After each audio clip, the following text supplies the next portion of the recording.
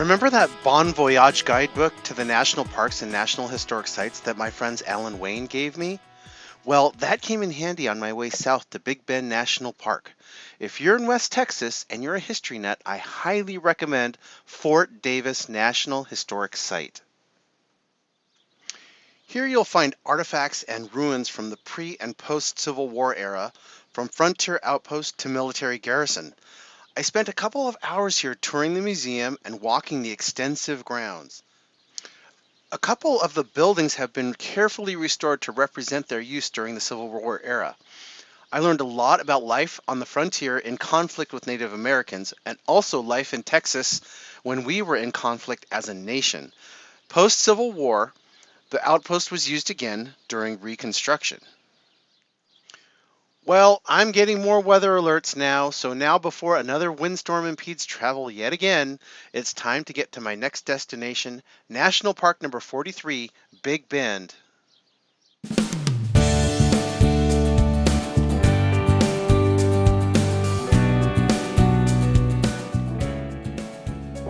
So my goal is to get to the campsite as soon as I can check in, get anchored down, and make a plan from there.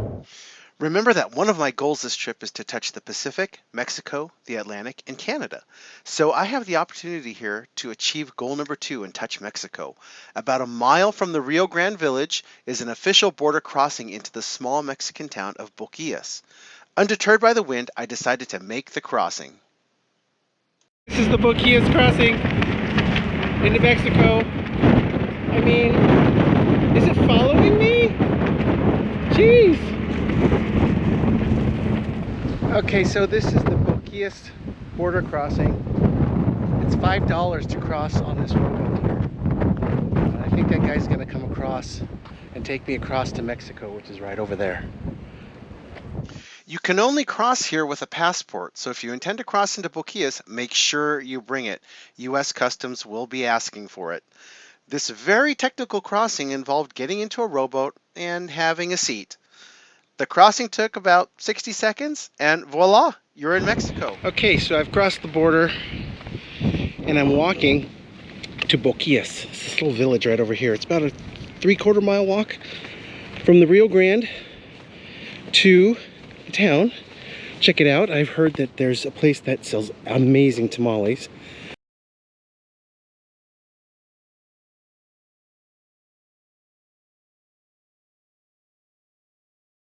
There's people who will give you a ride for like 10 or 20 bucks, either on a burro or in a car.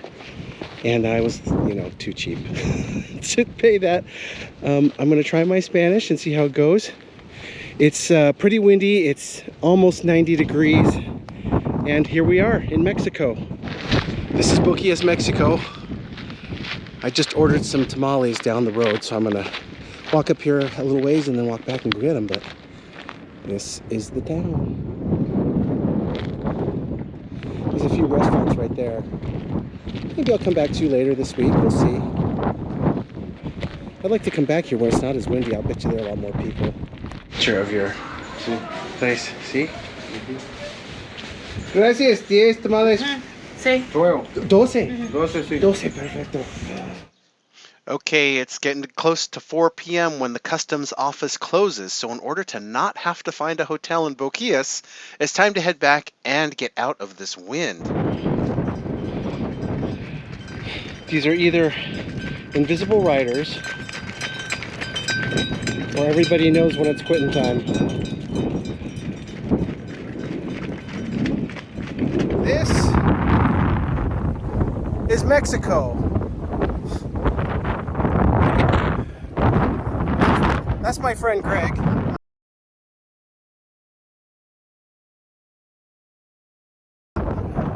Just met Greg on the trail. This here is the United States. And I had to see, I'm going to just prove here that I'm in the water. Right? I just had to get in the Rio Grande one time to say I did it. This is Boquillas Canyon. You can just cross over to Mexico right over there. This is a map of the Rio Grande village area. I've already visited Boquillas Canyon where I met Greg, and here is the official port of entry into the town of Boquillas. Here is the location of my campsite, which came with fearless visiting javelinas on a daily basis. I've never seen these in my life. Nearby is another opportunity to dip into the Rio Grande at the hot springs. If you've got a mountain bike, I recommend biking to the hot springs. It's about 5 miles each way, but the views are incredible. The weather from here on out for the rest of my stay, spectacular. No wind and about 85 to 90 degrees. I talked with several fellow travelers while soaking in the hot springs. The Hollenbecks from Wisconsin highly recommended after visiting Voyageurs National Park in Minnesota that I do the Lake Superior Loop through Canada and back. This actually works perfectly into my trip itinerary, so I'm gonna definitely look into it.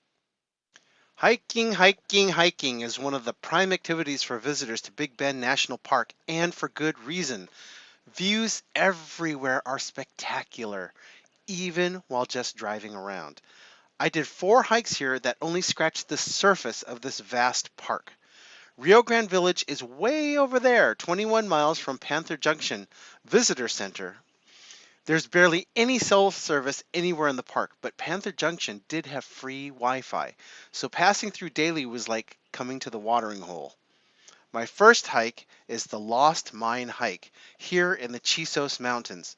It's a very popular hike with very little parking. I had to wait here for about 15 minutes for a parking spot to open up. The views are gorgeous here. Let me turn the camera around. Oh, I can't turn the camera around from here. But you can look behind me and see how gorgeous this is. What a hike. It's 4.6 miles round trip, something like that.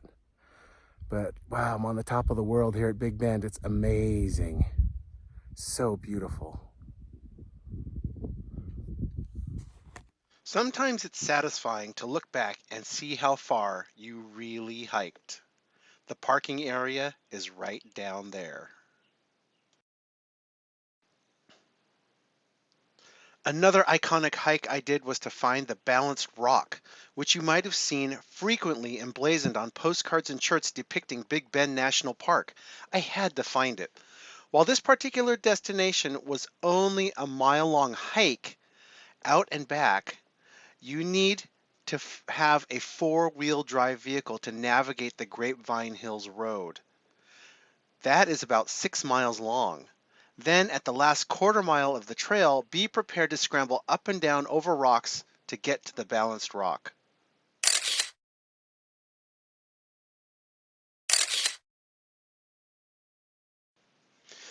Another spectacular hike was Santa Elena Canyon, which was just about as far from my campsite as you can get, maybe a 90-minute drive, but well worth it.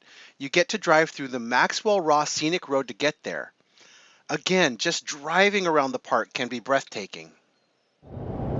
This is the Maxwell Ross Scenic Drive in Big Bend National Park, and it is something else. I mean, what a way to spend an hour or so of time driving along this route. This has been beautiful the entire way. Those look like gypsum dunes, or that looks like gypsum coming out of the hillside there, but wow, look at this. Oh, exhibit ahead. I bet you I will get to learn what this, I'm sure it's gypsum. It's gotta be. Okay, I was wrong. It's volcanic ash. How do you like that? They compared it at the roadside marker there to Mount St. Helens volcanic ash. This is the Santa Elena Canyon Trail. There's only one little problem here.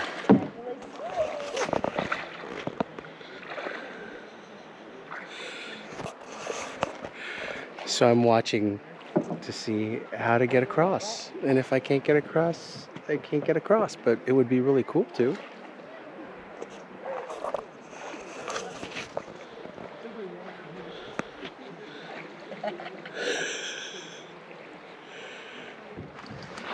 So we're walking up. Apparently there's a better crossing upstream. So So we're walking this way. We, meaning me and my new friend here. All right. We'll see how this goes. Okay, we walked about a quarter mile to where that inlet ends, and people have figured it out. Look.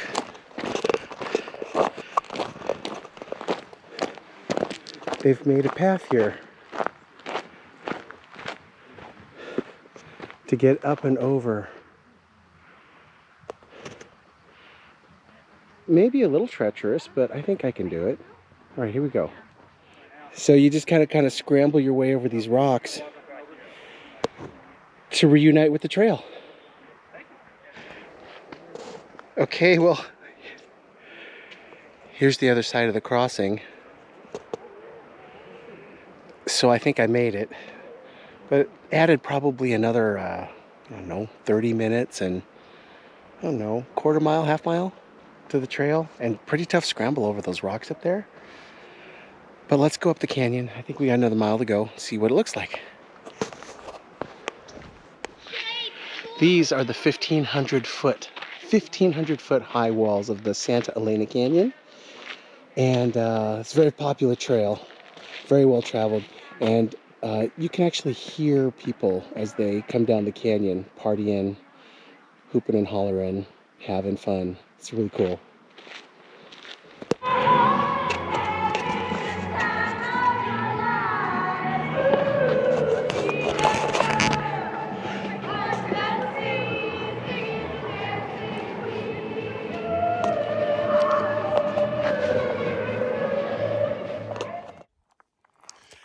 My camping buddy April from Guadalupe Mountains National Park, she and her husband Dave are from Wilsonville, Oregon. But anyways, they suggested going on the lower Burro Mesa pour-out trail. And the reason why they call it a pour-out is because when there's a flash flood, water comes out here into a waterfall and into this wash right here. You can see, there it goes. So, but the hike here is amazing. The canyon walls are beautiful, right? You can see that. And it's just been a fantastic, fantastic suggestion. So thank you, April, for suggesting that hike. I love this hike because there were signs of spring all along the trail.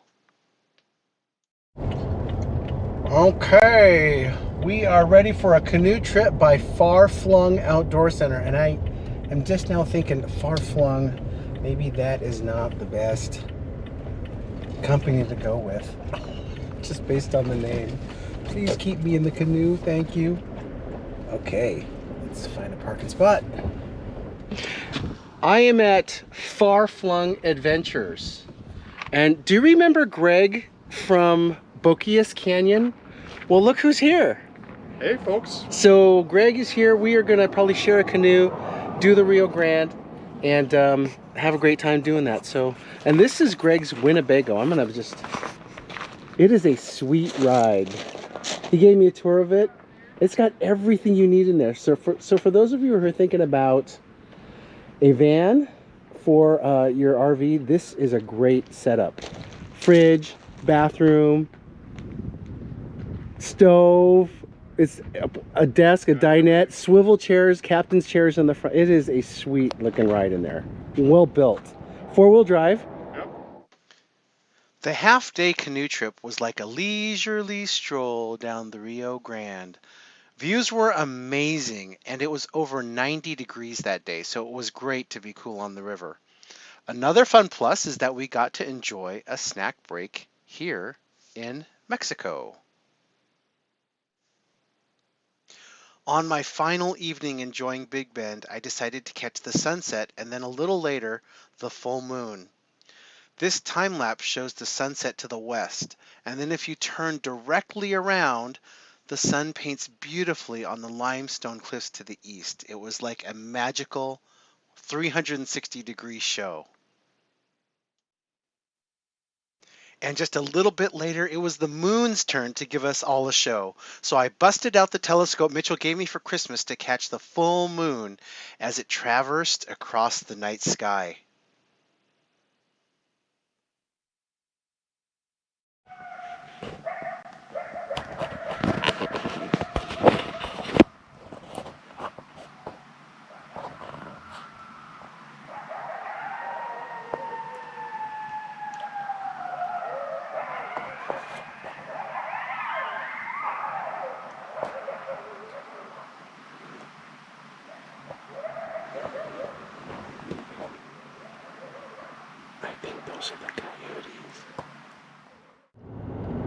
am just about to hit 4,000 trip miles. I'm at 3,999.1. I just left Rio Grande Village in Big Bend National Park, and I am on my way to Arkansas. This has been an amazing 4 days here in Big Bend. I've done hiking, mountain biking, canoeing, soaking, and off-road driving. It's been fantastic, a little of everything. And I know I have only scratched the surface. Texans say that Big Bend is their gift to the nation, and all I say in response to that is, thank you, Texas. What an amazing, magical place to be. And I hope that I get to return here maybe next year during the solar eclipse of 2024. I would really dearly love to come back. There is so much more to see.